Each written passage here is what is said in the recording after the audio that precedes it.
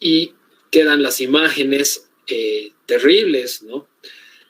Pero icónicas del momento histórico que hemos vivido y que seguro se van a quedar por siempre en la retina de los estadounidenses y de todo el mundo, como el momento en que Estados Unidos se fue de Afganistán de una manera ciertamente bochornosa, ¿no?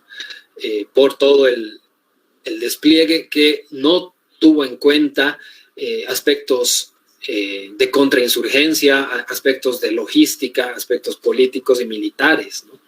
Entonces, obviamente, ahí hubo un fracaso importante para la política de Estados Unidos, que también tiene una explicación en el ámbito o desde el punto de vista estratégico y geopolítico, ¿no? Es decir, no es solo que se fueron y perdieron todo, no. En realidad Estados Unidos también tiene una razón por la que decidió retirarse y es lo que voy a explicar más adelante. Pero antes, tengo aquí unos datos que quiero compartirlos porque dan cuenta de cómo se dejó Afganistán después de la larga estadía de las tropas estadounidenses, ¿no? En algunos indicadores efectivamente hubo avances, pero en otros definitivamente no. Por ejemplo, bueno, la expectativa de vida, como pueden ver, pasó de 56 años a 64. La mortalidad materna también tuvo un avance importante, casi la mitad, de 15,000 por cada 100,000 habitantes a 7,700. La pobreza aumentó de manera importante, el desempleo disminuyó, el estándar de vida se mantuvo prácticamente, pero bueno, con un avance mínimo. Y este dato es clave porque también nos va a dar cuenta del impacto que esto puede tener en América Latina, ¿no? Y eso también lo voy a tocar más adelante, ¿no? Que es la producción de opio, ¿no? El material base, la materia prima para la heroína y la morfina, ¿no? Que creció increíblemente, casi al doble, ¿no? Como pueden ver en el dato, y lo mismo para el tema de los derechos humanos, ¿no? Que bueno, el indicador es casi el mismo, pero como pueden ver, el balance se puede considerar más que nada negativo, porque hay algunos avances, pero en general las cosas no estaban mejor que antes, sobre todo en el tema de la pobreza, y la producción de opio, que es increíble cómo aumentó tanto en ese tiempo, ¿no? Y eso va a tener, como les digo, también cierto impacto en nuestra región. Aquí tengo un cuadro donde muestra el número de tropas que Estados Unidos mantuvo a lo largo de estos 20 años y que, como pueden ver, tuvo su pico el 2010, cuando Estados Unidos desplegó casi 500,000 soldados en Afganistán.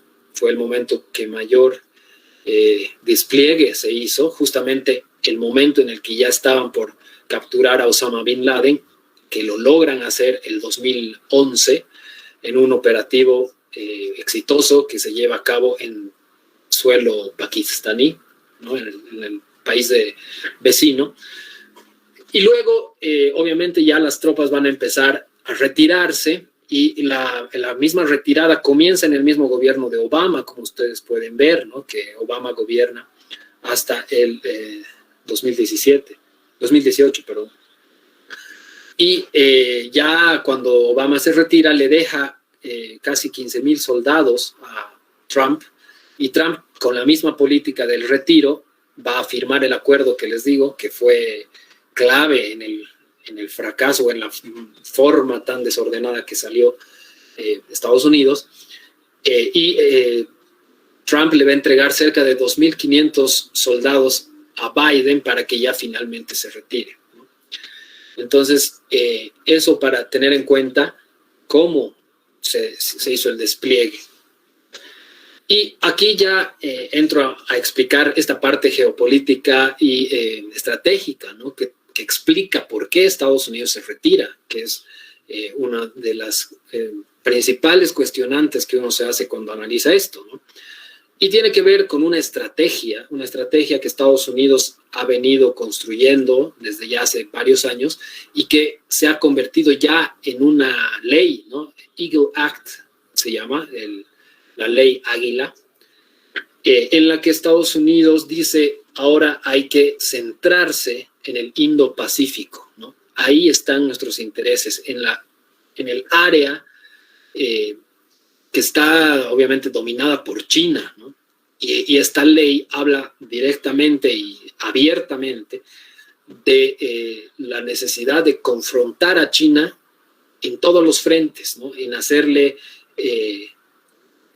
rivalidad o para detener el ascenso chino en el ámbito tecnológico, económico, militar, comunicacional, político, comercial, ¿no? De infraestructura sobre todo también, y para eso Estados Unidos también ha sacado recientemente un plan, el plan que también lo vamos a ver más adelante, del Build Back Better Road, The Better World, mejor dicho, que es la acción contestataria de Estados Unidos a la nueva ruta de la seda que China tiene ya desde hace varios años, ¿no? Entonces, eso es lo que yo les quiero hacer notar, ¿no? Estados Unidos se retira de Afganistán porque está abocado ahora en el Indo-Pacífico, donde China está generando ciertas tensiones en el mar del sur de China, ¿no? En el mar Amarillo, y tiene además serias disputas ahí, no solo con todos los vecinos que están por ahí, sino sobre todo con Taiwán, que es un estado rebelde de China, que como ustedes saben, genera tensiones en cada cierto momento, en cada cierto tiempo, ¿no? Con China, y China cada vez se ha mostrado mucho más duro y rígido frente a Taiwán, ¿no? Entonces, una invasión de China a Taiwán podría obviamente desencadenar una guerra mundial, y eso podría ocurrir en cualquier momento porque Estados Unidos además está provocando en cierta forma al estar presente ahí con la 7ª división de la Armada estadounidense, ¿no? Tienen ahí a sus destructores, a sus portaaviones más importantes, que hacen ejercicios militares justamente en ese lugar, ¿no? Entonces, obviamente, esa es una especie de provocación para China que, como digo, podría desencadenar una guerra. Y si eso sucede, obviamente tener el flanco abierto en Afganistán, en el Medio Oriente, sería un grave error estratégico, ¿no? Por eso Estados Unidos se aboca, se centra en el Indo-Pacífico y deja el Medio Oriente para no tener dos flancos abiertos. Ahora, no es que lo deja totalmente, eso obviamente no es así, ¿no? Estados Unidos mantiene bases militares en Qatar, en Arabia Saudita, en Pakistán y otros países de la región, con importantes contingentes militares, además de la armada que está en los mares también de la zona. Entonces, no es que Estados Unidos se retira totalmente, ¿no? Está presente, pero lo que ya no hace es combatir en el suelo, en el terreno, en Afganistán, ¿no? Entonces, esa es la explicación, digamos, geopolítica que tiene todo esto, y es además evidenciable. Uno puede leer esta ley Águila, que está ahí publicada, es bastante explícita en cuanto a cómo se va a enfrentar a China, y habla de todos estos elementos, ¿no? que les estoy mencionando. Entonces, ahí está la explicación, ¿no?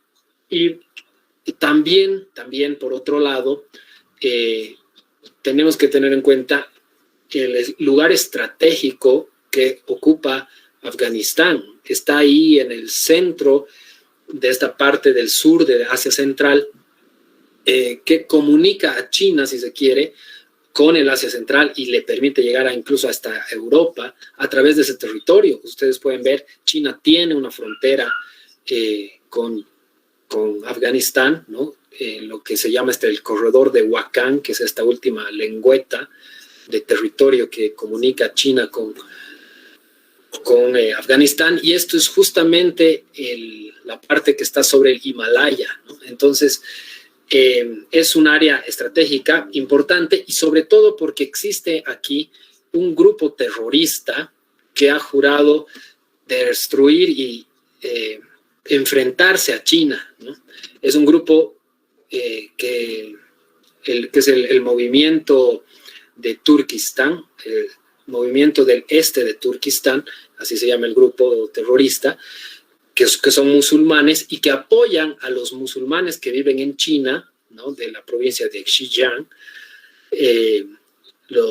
que además han jurado establecer un territorio independiente, ¿no? De puros musulmanes que están en esta región y que están apoyados por este grupo de Turquistán, que no se debe confundir con Turkmenistán, que es el país que está aquí, es otra cosa, ¿no?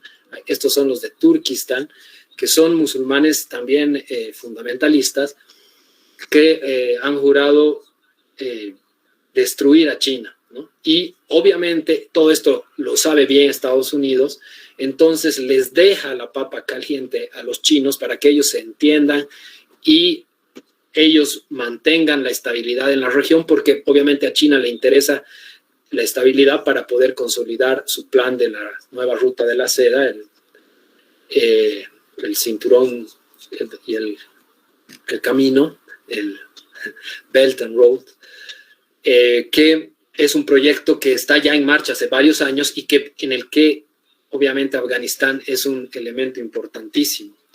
Entonces, por esas razones se retira Estados Unidos, ¿no? Le deja en cierta manera el caos a China, pero los chinos obviamente se han adelantado y ya han negociado con el gobierno del Talibán, le han tendido la mano y están en buenos tratos, ¿no?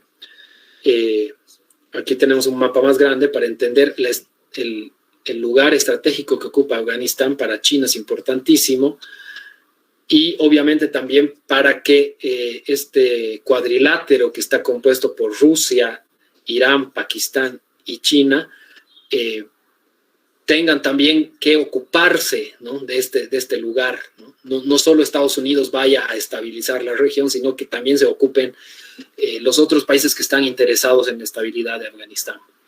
Entonces, es todo un tema, obviamente, de geopolítica muy interesante, que vamos a ver también cómo se desarrolla.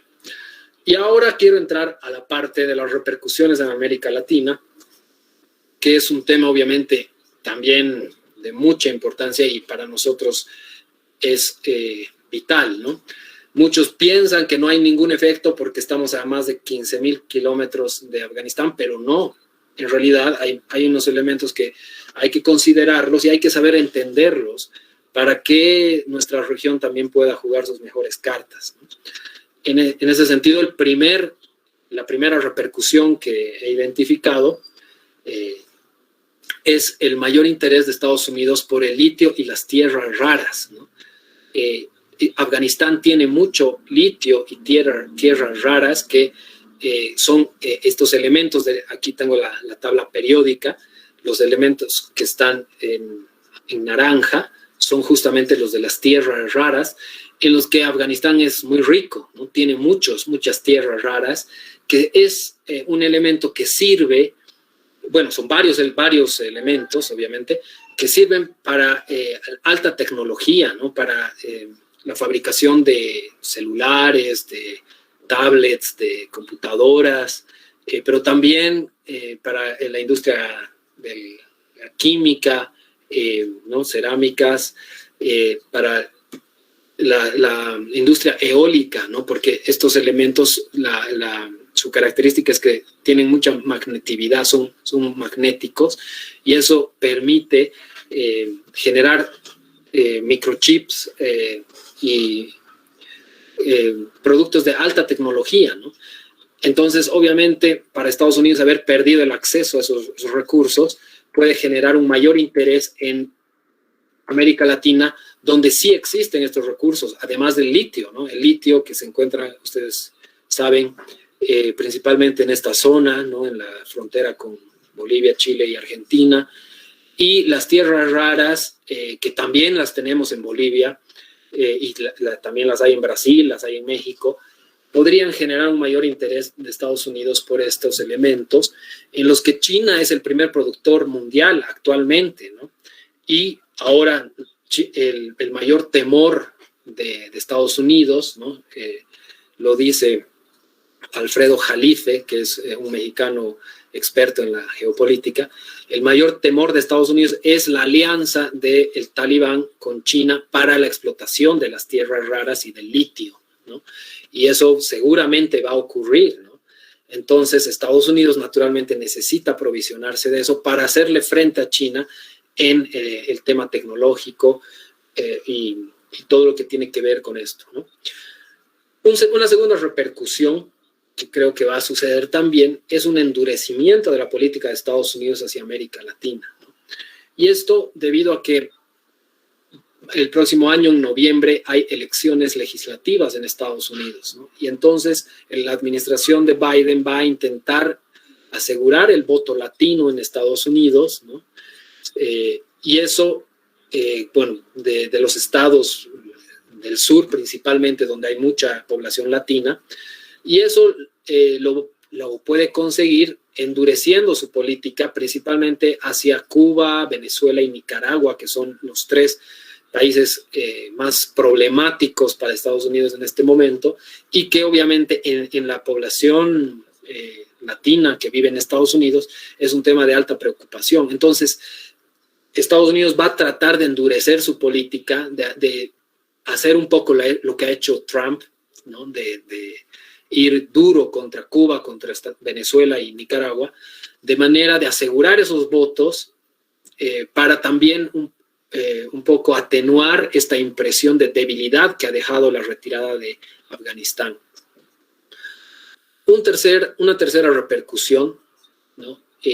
Tiene que ver con la aceleración del plan que les decía, ¿no? Ese de reconstruir un mundo mejor, que es la traducción de Build Back Better World, o B3W, que es el plan de Estados Unidos para mejorar la infraestructura de los países subdesarrollados, ¿no?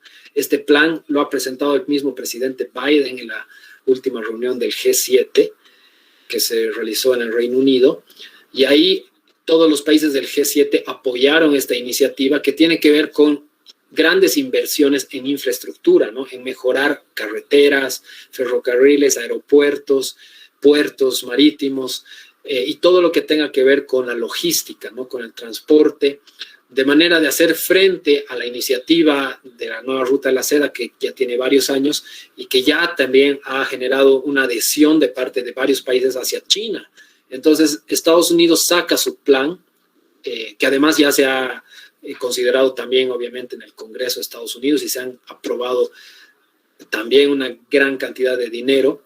Y eso va a acelerar, obviamente, el proceso, es decir, la retirada de Afganistán puede acelerar este proceso y puede generar un incremento de las inversiones de Estados Unidos en la región de manera importante, sobre todo con los países que tienen buenas relaciones con la Casa Blanca, ¿no? Entonces, esa es la tercera. Y la cuarta, que cito acá, es la menor probabilidad de que las naciones latinoamericanas se asocien a la OTAN.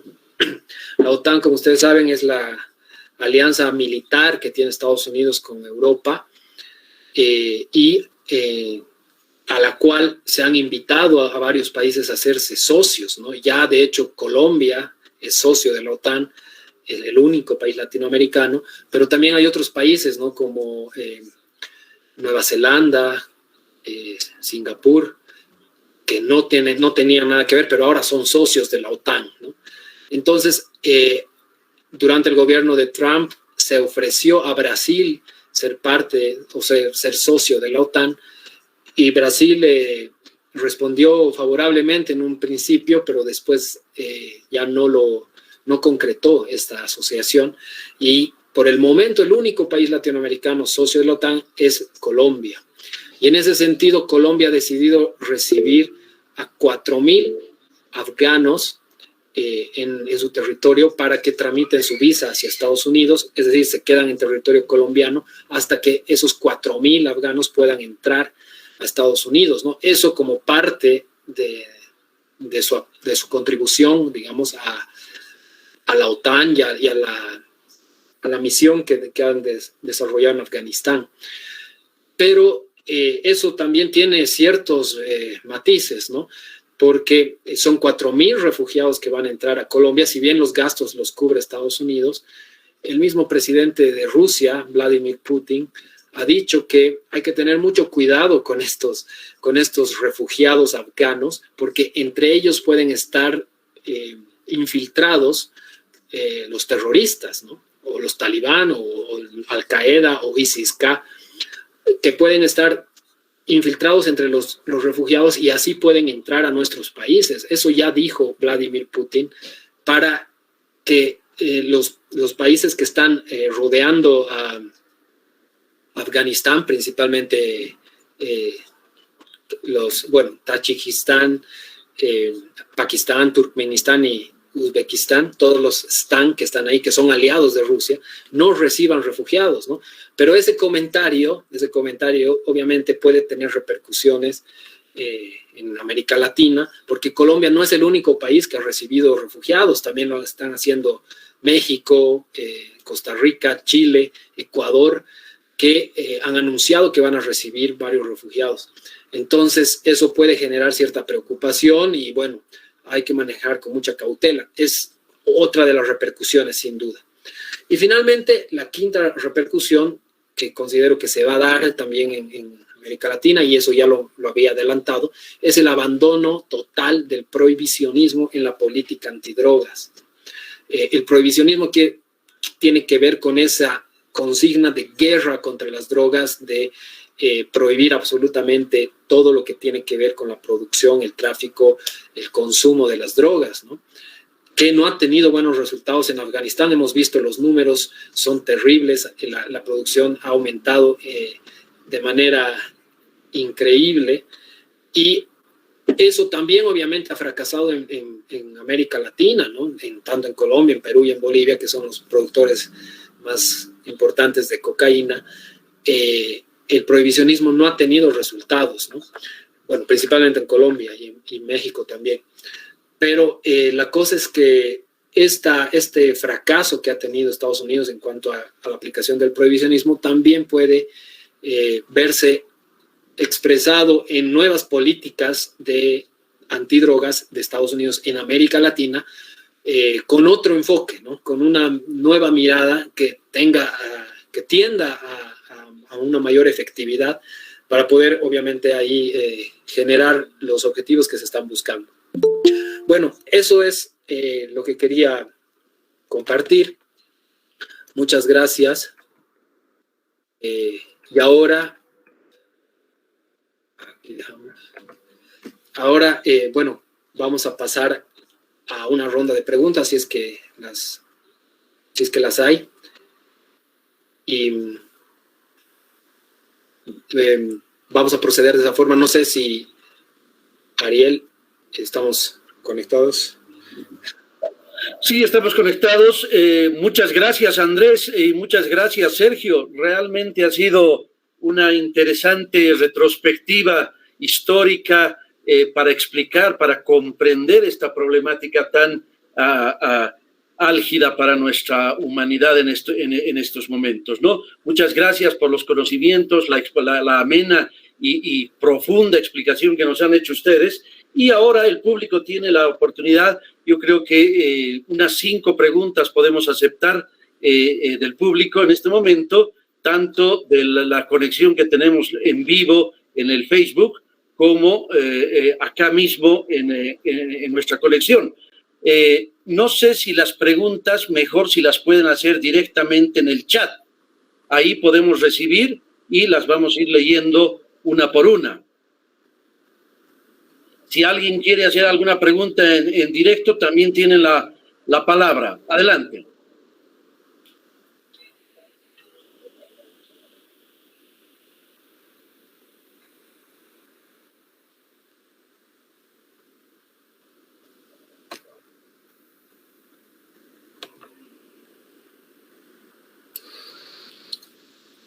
Ariel, mientras tal vez escriben o tal vez participan directamente, un tema que es interesante también que quería lanzar para el debate, ¿no? Es como esta vinculación tan estrecha entre Estados Unidos y Oriente Medio que se da desde los años 70, ¿no? Si bien recordamos la crisis del petróleo del año 73, es más o menos un torniquete que le pusieron los países del Golfo Pérsico a países occidentales con un energético que era vital para todo, ¿no? Su proceso de industrialización, su economía, su aparato militar. Entonces Estados Unidos, ante algo así, tuvo que afianzar su presencia en Oriente Medio y eso también explica cómo la región más conflictiva del mundo tiene tanta presencia de Estados Unidos y era para garantizar este suministro continuo, seguro de petróleo. Pero ahora, ya desde hace unos años hemos visto esta autosuficiencia energética de Estados Unidos, más que nada por el gas natural y el shale gas, que también ha hecho que su política exterior deje de ver al Oriente Medio como una zona vital para su existencia, ¿no? Para su normal funcionamiento. Entonces, eso también tiene una repercusión en América Latina porque, como bien lo decía Andrés, o sea, puede darse un endurecimiento muy fuerte en América Latina y regímenes contrarios a Estados Unidos. Y, obviamente, el plan B, además de sus fuentes nacionales de energía, está América Latina, ¿no? Entonces, es un factor que hay que considerar. Perfecto, muchas gracias. Acá tenemos una pregunta de Leslie Castro Rojas que dice lo siguiente. ¿La victoria del Talibán en Afganistán también es una victoria para las organizaciones terroristas como Al-Qaeda? ¿Este hecho implicaría una amenaza del terrorismo en el sistema internacional? ¿Quién desea responder?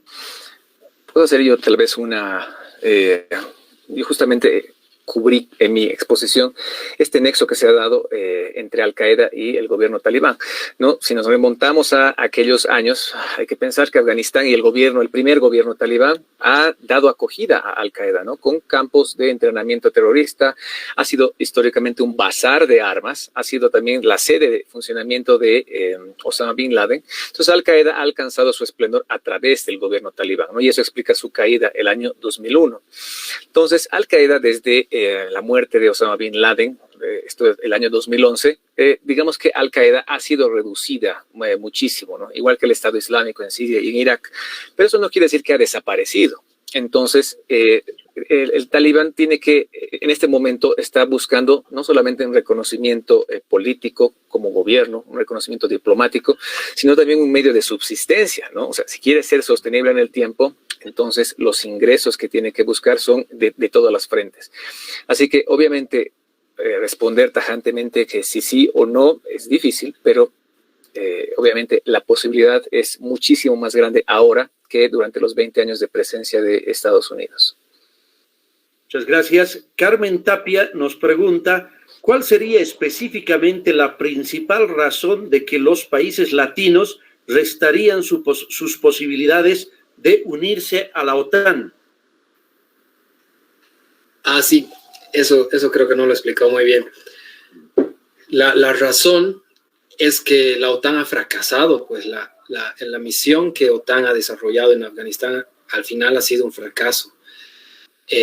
Entonces, obviamente, uno no va a asociarse a una alianza que en realidad está muy mal vista, ¿no? Y además, no es la primera falla que tiene la OTAN, sino que viene ya de otros fracasos en Irak, en Siria, Libia, donde no ha tenido buenos resultados, ¿no? Entonces, obviamente, asociarse ahí es un poco peligroso, no solo por el hecho de que es una alianza militar con malos resultados, sino porque los terroristas que están en Afganistán seguramente han incubado un resentimiento muy grande hacia los miembros y los socios de la OTAN, ¿no? Entonces, asociarse a esta alianza militar que es tan odiada por gente tan peligrosa es muy delicado, ¿no? Además, por otra parte, también hay que considerar que América Latina es una zona de paz, ¿no? Entonces, no tiene ningún sentido que un país latinoamericano se asocie a una alianza militar de este tipo. Muchas gracias. Cristian Durán Prudencio pregunta, ¿qué tipo o forma de gobierno tienen los talibanes, eso no le quedó muy claro en la exposición.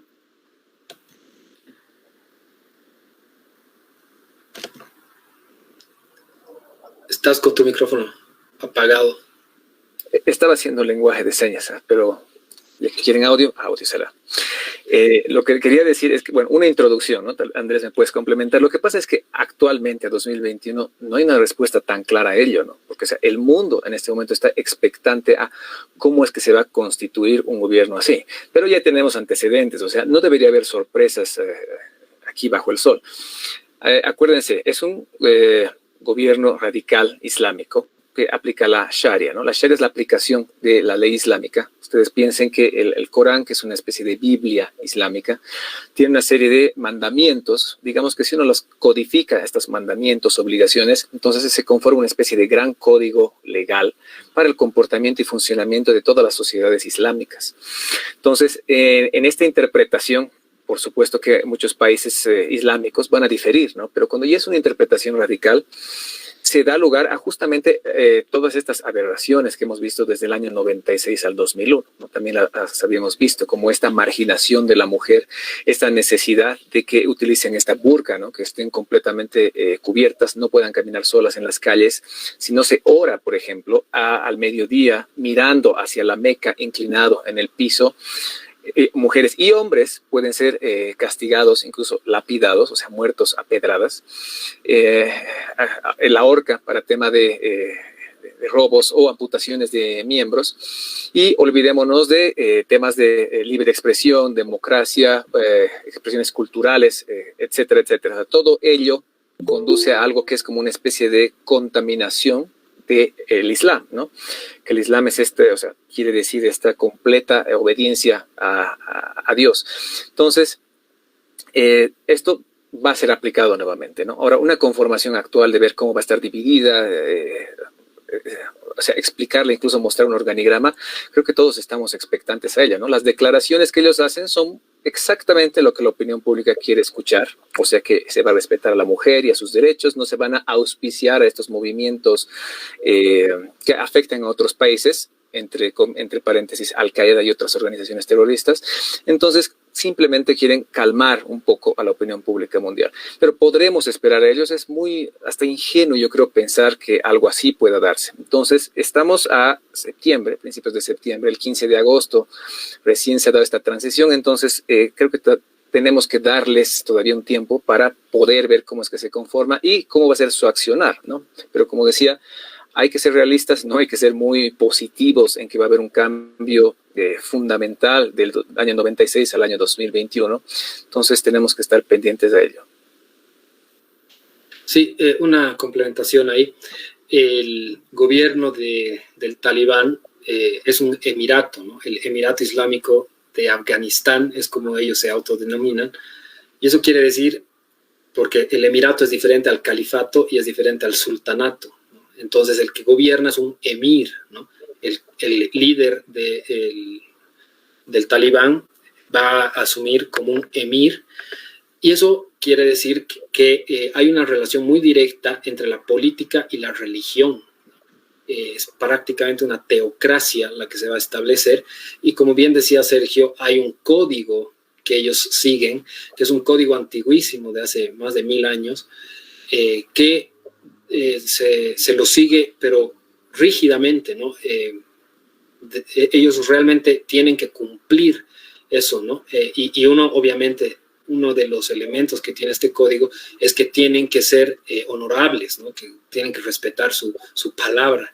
Entonces, por eso, algunos analistas, incluso uno de los generales del Reino Unido, un general que había comandado las fuerzas del Reino Unido en Afganistán, decía: los talibanes no son tan impredecibles como todos creen. En realidad ellos tienen ese código y tienen que cumplir ese código, ¿no? Porque está metido en su ideología, es parte de su religión, es parte de su forma de ser. Entonces, ellos van a cumplir, y él ponía una cara muy positiva de todo esto que estaba comentando Sergio, que no hay que creerles mucho, pero en realidad, de acuerdo a este señor, no me acuerdo el nombre, pero obviamente una persona muy importante en estos temas, decía que a los talibanes en realidad se les puede creer, ¿no? Porque para ellos es de vida o muerte cumplir con esos códigos que guían su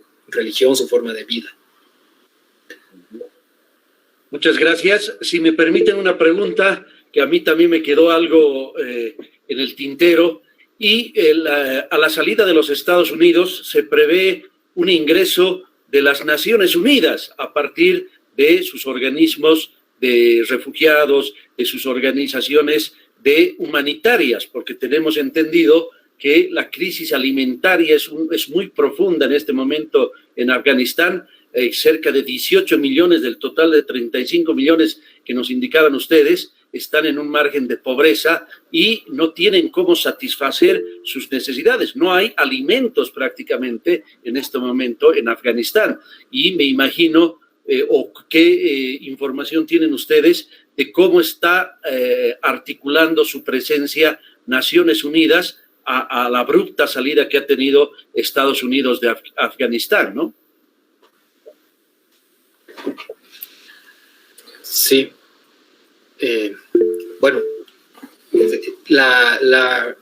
el Consejo de Seguridad de las Naciones Unidas ha establecido que se tienen que mantener la ayuda humanitaria, ¿no? Y los canales de llegada para la ayuda humanitaria de las Naciones Unidas, cuyos órganos se han retirado, algunos de ellos, ¿no?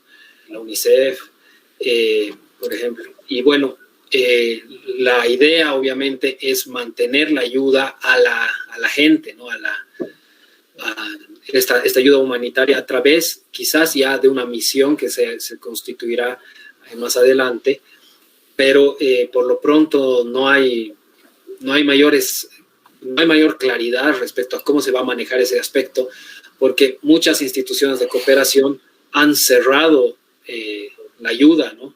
Las contribuciones que le daban al gobierno afgano ya no la van a dar, y lo que sí van a continuar es con la ayuda humanitaria. Ahora lo que se le pide al gobierno talibán es que garantice la entrada de los corredores humanitarios y de todo lo que involucra eso, ¿no? Y las Naciones Unidas va a velar porque eso se cumpla, ¿no?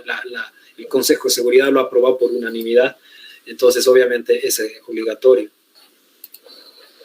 Muchas gracias a los dos expositores, y no sé si, Andrés, podrías informarnos un poco sobre la próxima maestría de Relaciones Internacionales e Integración que se viene en el mes de octubre. ¿Tienes la palabra? Ya. Antes, solamente quiero darle la palabra a Marvin Murguía, que está levantando la mano hace rato. Simplemente esa última pregunta y después pasamos a comentar la maestría, por favor. Marvin. Tiene la palabra, lo puede hacer directamente.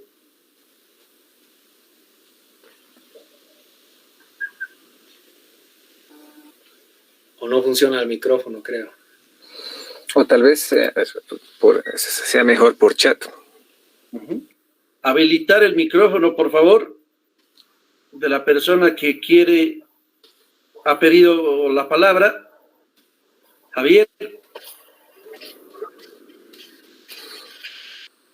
Pues podemos comunicarnos ahí. Está con el micrófono, pero parece que no funciona. Bueno. Por chat, o sea, bueno, acabo de escribir, y Marvin, si lees ese chat, ahí sería óptimo.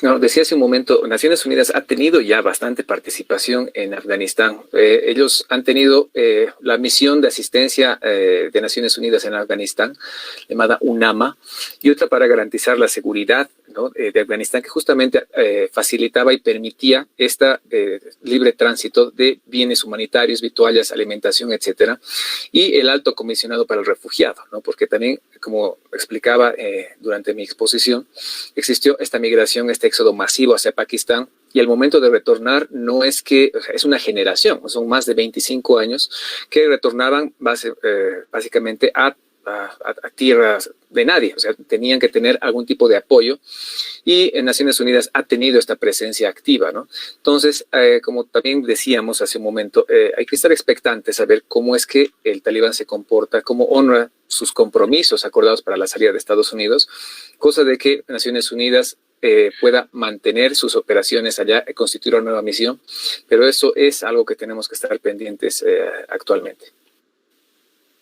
Perfecto, gracias. Mientras esperamos a Marvin, hay una otra pregunta de Arandu Olenka Drubal, que dice, si Biden hubiese ganado las elecciones, ¿la salida de Estados Unidos hubiera sido más prolija?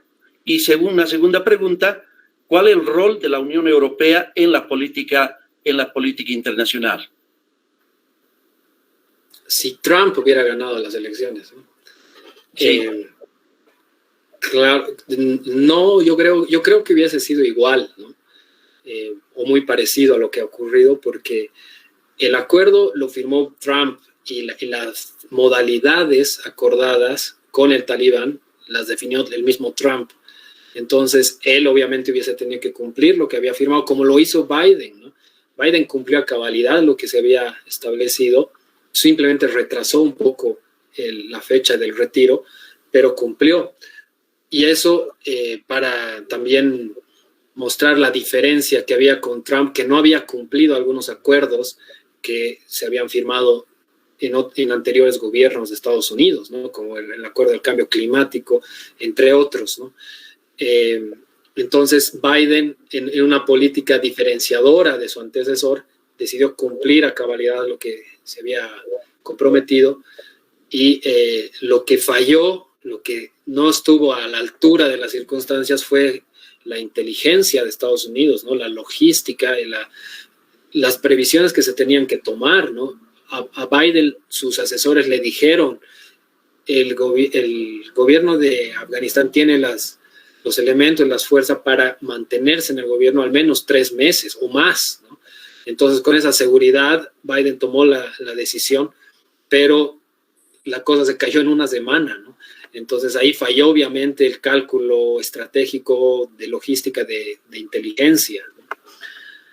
Y bueno, finalmente ahí está Marvin. Buenas noches, saludos, dice.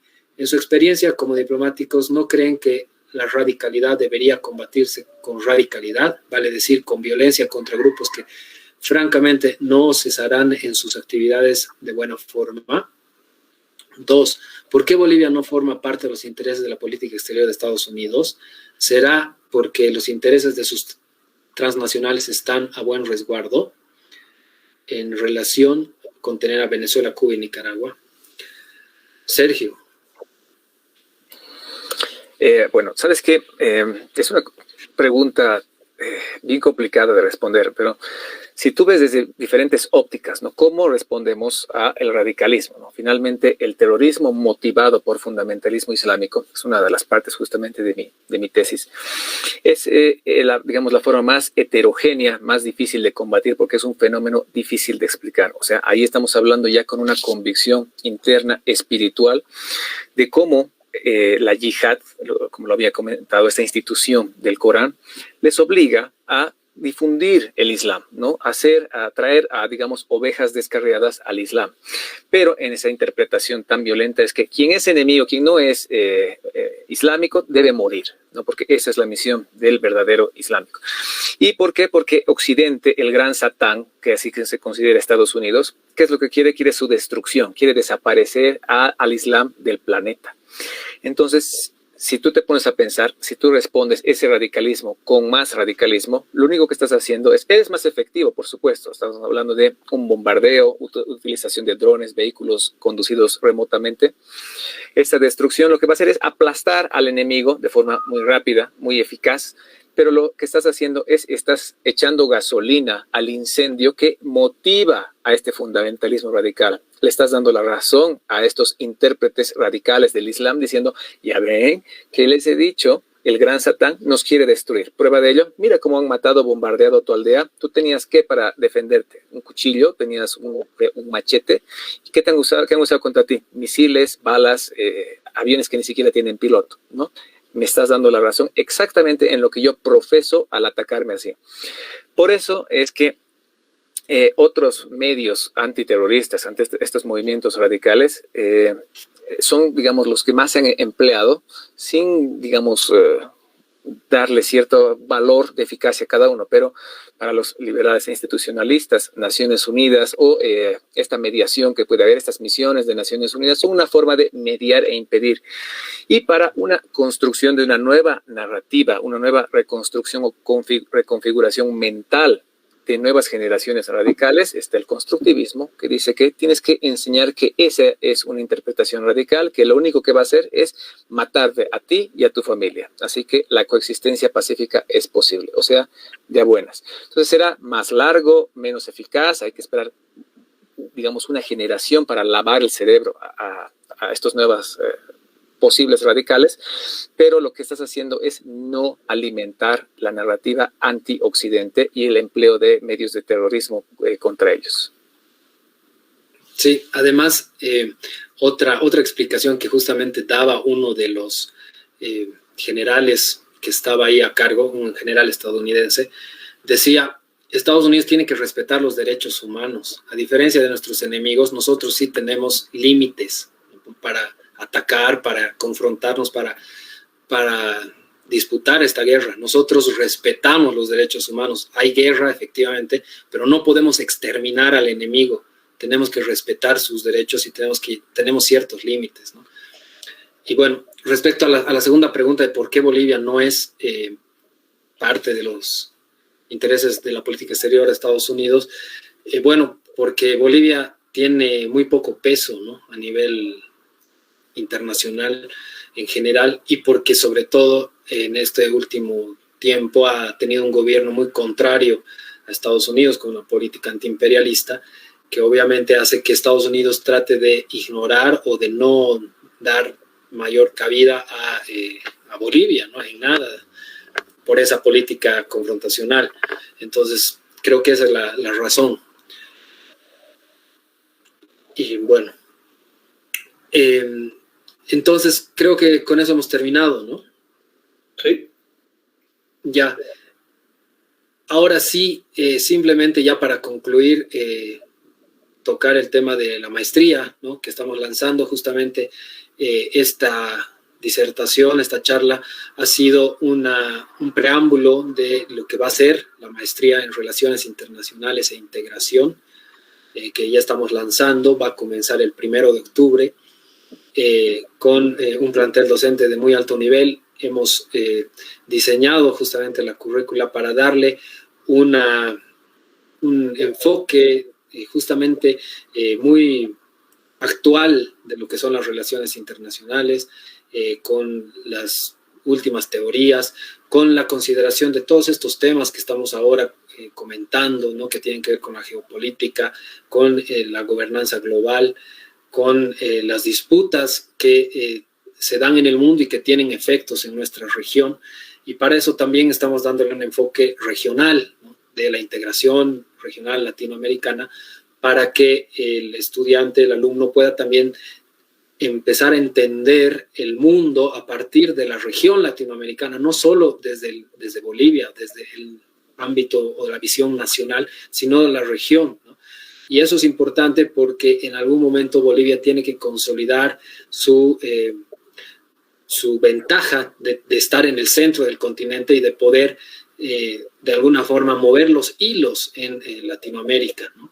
Esa es una política que surgió después de la Guerra del Chaco, que se llamaba la tierra de contactos y no de antagonismos, ¿no?, que es lo que dijo el ex canciller Fernando Huachaya, que es una política que hasta ahora no se ha podido consolidar, pero que tiene que tener esa visión para ir adelante. Y bueno, todos esos temas, además de otros, se van a ver en esta maestría, que va a estar muy interesante, y por eso queremos alentar a quienes nos estén viendo a que se inscriban, a que participen de esta maestría. A todos los interesados que hayan estudiado las ramas de las ciencias sociales están invitados a participar y a contribuir también al desarrollo de la maestría, que, como digo, va a tener un enfoque muy renovado, alejado de la parte ideológica, pero muy abocado también a la parte doctrinal, que va a desarrollar las políticas que son importantes para Bolivia, pero también para la región, desde el derecho internacional, de la diplomacia, las relaciones internacionales, la economía, el comercio y varias otras ramas. Entonces, bueno, lanzo la invitación y la información la pueden obtener en upri.umsa.bo. Esa es la página web, upri.umsa.bo. Ahí está toda la información de la maestría para que ustedes puedan ingresar y enterarse de qué estamos ofreciendo exactamente, ¿no? Entonces, bueno, reitero la invitación y espero que nos podamos ver ahí ya a partir del 1 de octubre. Muchas gracias. Muchas gracias, Sergio. Muchas gracias, Andrés. Y buenas noches. Muy buenas noches. Gracias, Ariel. Gracias a todos y nos esperamos en la maestría. Gracias. Buenas noches.